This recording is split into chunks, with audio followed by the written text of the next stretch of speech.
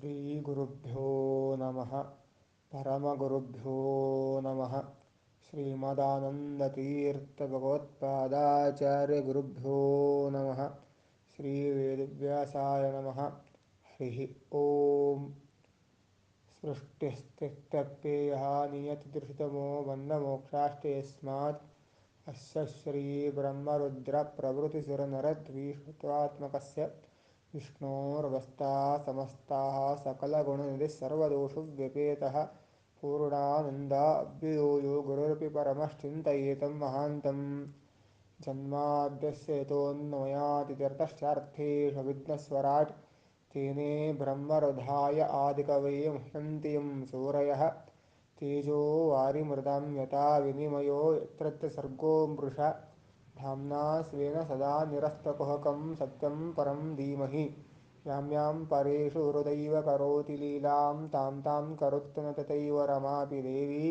मैतावतः परमस्य तथा रमायाः दोषोऽनुरप्य न विचिन्त्योरुः प्रभूयत बुद्धिर्बलं यशोधैर्यं निर्वयत्वं वरोगता अजाड्यं वाक्पटुत्वं च हनुमस्मरणात् भवेत् भवति यदनुभावादिडमुकोऽपि वाग्मी जडमतिर्भजन्तिर्जायते प्राज्ञमौलिः सकलवचनचेतो देवता भारती सा मम वचसि दत्तां सन्निधिं मानसे च यस्य वा कामधेनुर्नः कामितार्थान् प्रयच्छति सेवितुं जययोगीन्द्रं कामबाणश्चिदं सदा पूज्याय राघवेन्द्राय सत्यधर्मरताय च विदितां कल्पवृक्षाय नमतां कामधेनवे सत्याभिघ्नकराब्जोतान् पञ्चाशद्वर्षपूजकान् सत्यप्रमदतीर्थार्यान् नौमिन्यासदारतान् समाश्रयेत् गुरुं भक्त्या महाविश्वासपूर्वकं निक्षिपे सर्ववारांश्च गुरो श्रीपादपङ्कजे श्रीगुरुभ्यो नमः हरिः ओಂ हरिः ओಂ हरिः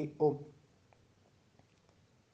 ಭಾಗವತ ಪ್ರಥಮ ಸ್ಕಂದದ ಮಂಗಳಾಚರಣೆಯಲ್ಲಿ ವೇದವ್ಯಾಸ ದೇವರು ವಿವರಣೆಯನ್ನು ಮಾಡಿದ್ದಾರೆ. ಶ್ರೇಷ್ಠವಾಗಿರುವಂಥ ಶ್ರೀಮದ್ ಭಾಗವತ ಪ್ರಥಮ ಸ್ಕಂದದಲ್ಲಿ 6 ಪ್ರಶ್ನೆಗಳನ್ನು ಪರೀಕ್ಷಿತ್ ಮಹಾರಾಜ ಶುಕಾಚಾರ್ಯರಿಗೆ ಕೇಳಿದ್ದಾನೆ. ಶುಕಾಚಾರ್ಯರು ಪ್ರಥಮ ಸ್ಕಂದದ ಪ್ರಾರಂಭವನ್ನು ಮಾಡ್ತಾ ವಿವರಣೆಯನ್ನು ನೀಡೋರು ಮುಂದೆ ತಿಳಿಸ್ತಾರೆ. ಪ್ರಸ್ತುತ ಮಂಗಳಾಚರಣೆಯಲ್ಲಿ ಶ್ರೇಷ್ಠವಾಗಿರುವಂತಹ ಜನ್ಮಾದ್ಯಸ್ಯತಃ ಎಂಬ ಶ್ಲೋಕದ ವಿವರಣೆಯನ್ನು ಕೂಡ ವೇದವ್ಯಾಸದೇವರು ತಿಳಿಸಿಕೊಟ್ಟಿದ್ದಾರೆ. ಬ್ರಹ್ಮಸೂತ್ರ, ಮಹಾಭಾರತ, ಬ್ರಹ್ಮಸೂತ್ರಗಳು, ಮಹಾಭಾರತ, ಗಾಯತ್ರಿ ಮಂತ್ರ, ವೇದಗಳ ಸಂಬಂಧವಾಗಿರುವಂಥ ಗ್ರಂಥವೇ ಶ್ರೀಮದ್ ಭಾಗವತ ಎಂಬುದಾಗಿ ನಿರೂಪಣೆಯನ್ನು ಮಾಡಿದ್ದಾರೆ. ಬ್ರಹ್ಮಸೂತ್ರಗಳು ಬ್ರಹ್ಮ ಜಿಜ್ಞಾಸೆಯನ್ನು ಮಾಡೋದಕ್ಕೋಸ್ಕರವಾಗಿ ಹೊರಟಂತಹ ಬ್ರಹ್ಮಸೂತ್ರಗಳು. ಮಹಾಭಾರತ ಇತಿಹಾಸ ಪ್ರಸ್ಥಾನವಾಗಿರುವಂತಹ ಶ್ರೇಷ್ಠವಾಗಿರುವಂತಹ ಗ್ರಂಥ, ಅಂತಹ ವೇದಗಳ ಸಮಾನ ಎಂಬುದಾಗಿ ಹೇಳ್ತಾರೆ. ಪಂಚಮೋ ವೇದಾನಾಂ ವೇದ ಎಂಬುದಾಗಿ ಹೇಳ್ತಾರೆ.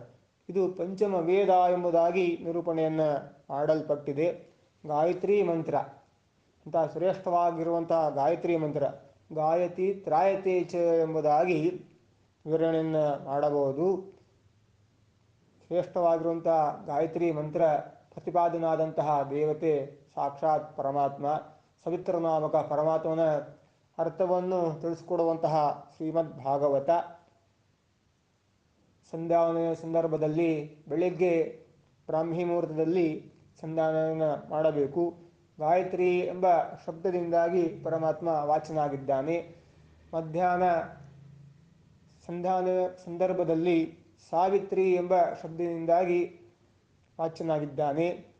ಸಾಯಂ ಸಂಧ್ಯಾ ಸಾಯಂಕಾಲ ಸಂದರ್ಭದಲ್ಲಿ ಸಾವಿತ್ರಿ, ಗಾಯತ್ರಿ, ಸಾವಿತ್ರಿ, ಸರಸ್ವತಿ ಎಂಬ ರೂಪದಿಂದ ಪರಮಾತ್ಮ 3 ರೂಪಗಳಿಂದ ಸವಿತೃನಾಮಕ ಪರಮಾತ್ಮ ಪ್ರತಿಪಾದನಾಗಿದ್ದಾನೆ ಎಂಬುದಾಗಿ ಹೇಳ್ತಾರೆ.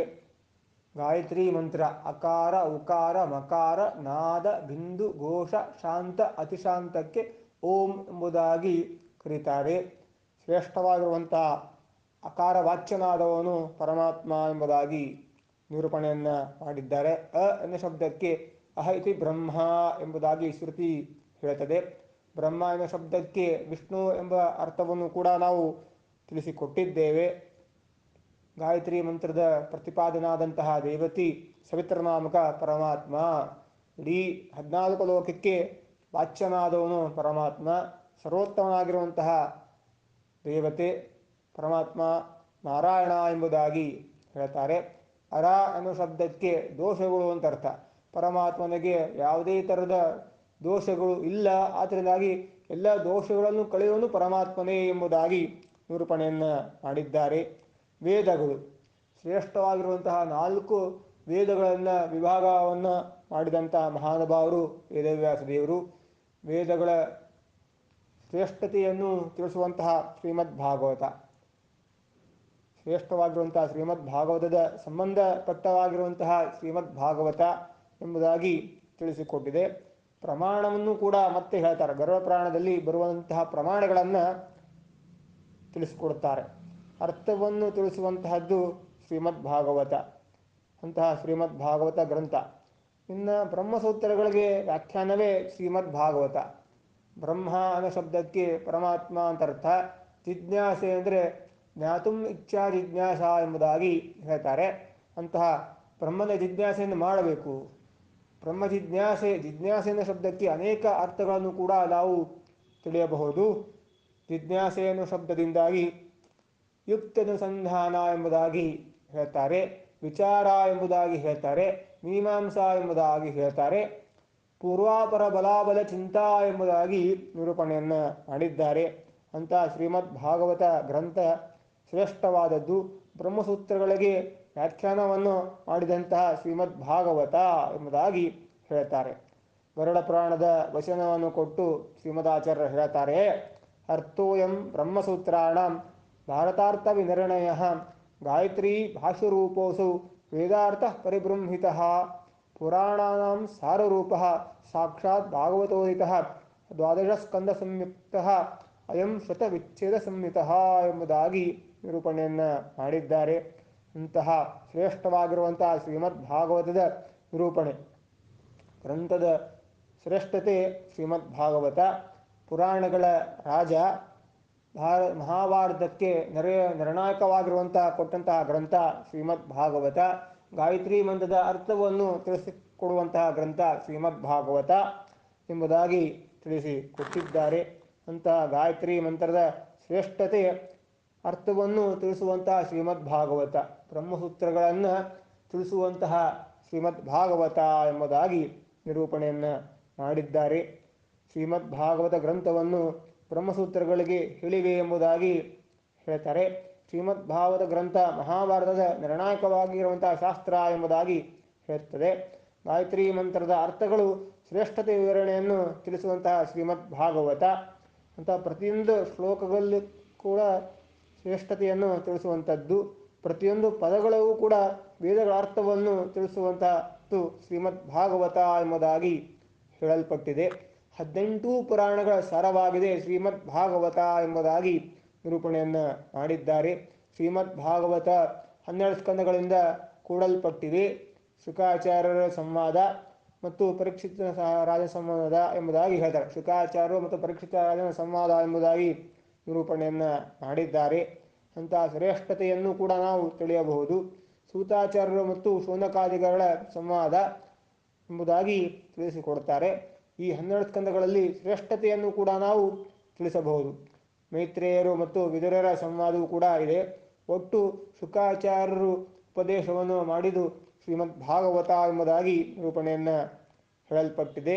ಇಂತಹ ಸೂತಾಚಾರ್ಯ ಶೌನಕಾದಿಗಳ ಸಂವಾದ ಪ್ರಶ್ನೋತ್ತರಗಳು ಶ್ರೇಷ್ಠವಾದದ್ದು ಎಂಬುದಾಗಿ ತಿಳಿಸಲ್ಪಟ್ಟಿದೆ.